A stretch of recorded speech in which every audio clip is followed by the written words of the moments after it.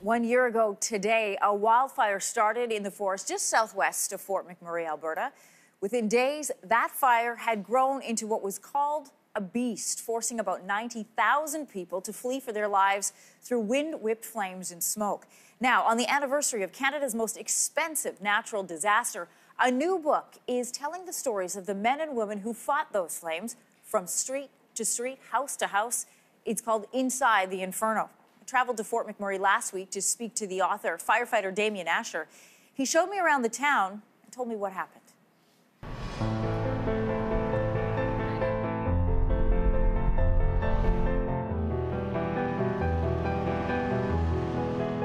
This is Beacon Hill. This is the start of the book.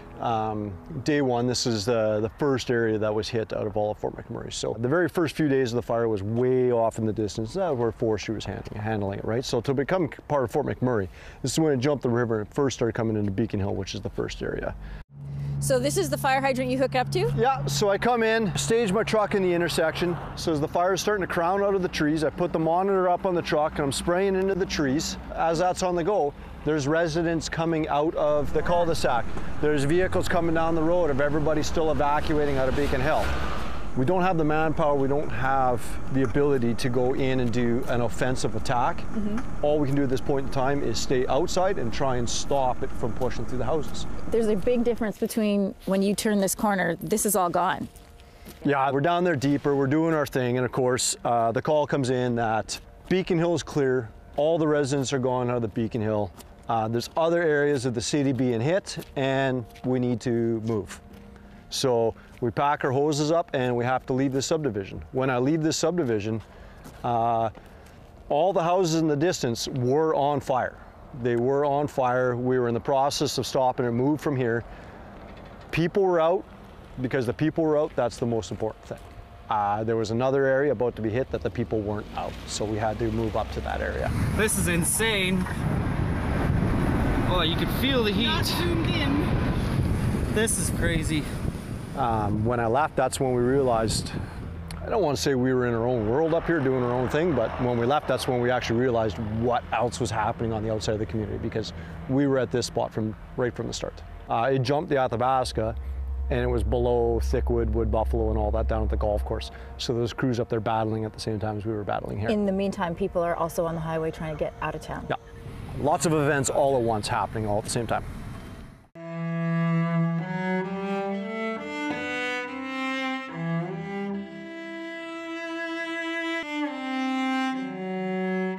Okay, so Damian, describe to me where we are here. We're in Wood Buffalo. Wood Buffalo was part of night one.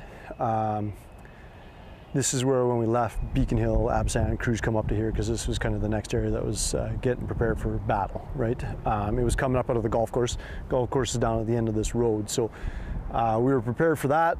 Wind shift again, hit us from a different direction than what was expected.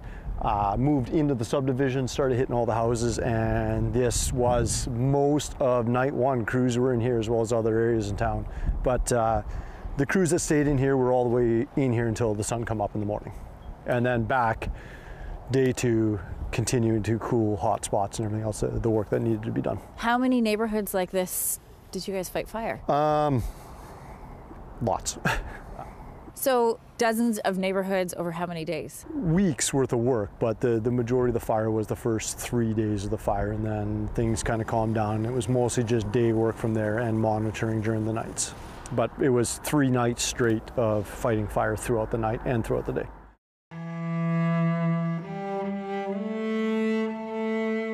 So what are we looking at here, Damian? This is night 2 of the fire. We've come up, we've been called into this area. This is after I've had to sacrifice my place, because we get called out to here and say that they're losing this subdivision and they can't get ahead of it and they need more resources here. Everything this way is on fire. Wow. And it's coming this way. Just as it is right now, the wind's coming in our face right now. Once it passes here, there's more houses, a bunch of trees, and then there's the highway, which it's going to jump no problem, as it's jumped everything else. Once it's on the other side of the highway, it's into, there's apartment buildings and row houses, and everything's on an uphill slope from there, wind driven. So it runs the chances of just racing through all that. So the decision comes down to think a little bit more defensively, think a little bit more like forestry, and make a fire break. And this was the natural spot to make a fire break. Now, unlike fighting a forest fire, you don't have trees around you, you have houses. Houses, yeah. So we got to make a break, hopefully big enough that we can spray enough water. And make it a break just mean, all a break means is you're going to reduce the fire load in front of the fire so it has nothing to burn. But what you used to make the break were houses and decks. Yes, we used the natural path of the environment, right? And reduce the garages and the decks that were in its way.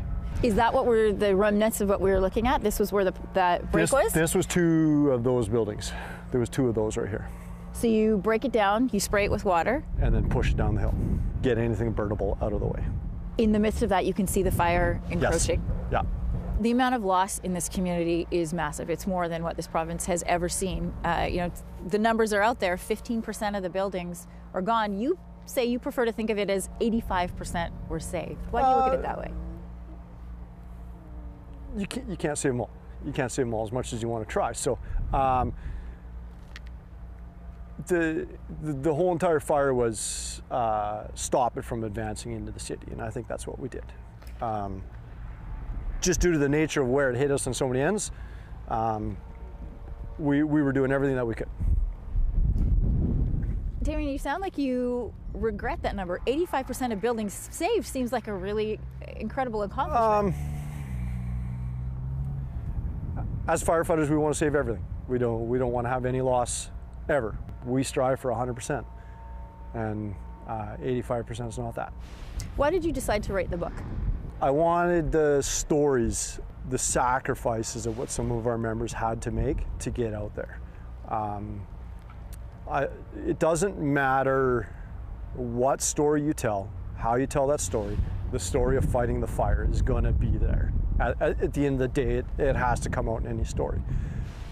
You mentioned something in your book about health effects, knowing that it could have taken, it'll take years off of your life. You were fighting without respiratory care. I was on medication for a long time, and I'm still doing lung function tests and everything to determine. There's been lots of reports and everything out there. The Alberta government's doing lots of reports on that as well right now. For myself, I don't seem so bad, but long-term effects, you got no idea what that's going to be like. So do you think about that? It's hard not to. Yeah. Think about what you're going to miss. At some point in time, who knows when it is, I'm sure they'll put a number on this event of what has taken off of our lives. 5 years, 10 years, hard to say, but it'll happen. So that's tucked away in the back of your mind, or do you think about it? I try not to think about it, but it's going to happen. I want to thank Damian Asher for sharing his stories with us and those of his colleagues. Tomorrow, we're going to take a look at how the people of Fort McMurray are trying to rebuild, including Damian. But now we have a message from the people of the town for the firefighters. I would just like to show them, the appreciation that me and pretty much everybody in McMurray has for what they've done and the time they put here and the danger that they put themselves in.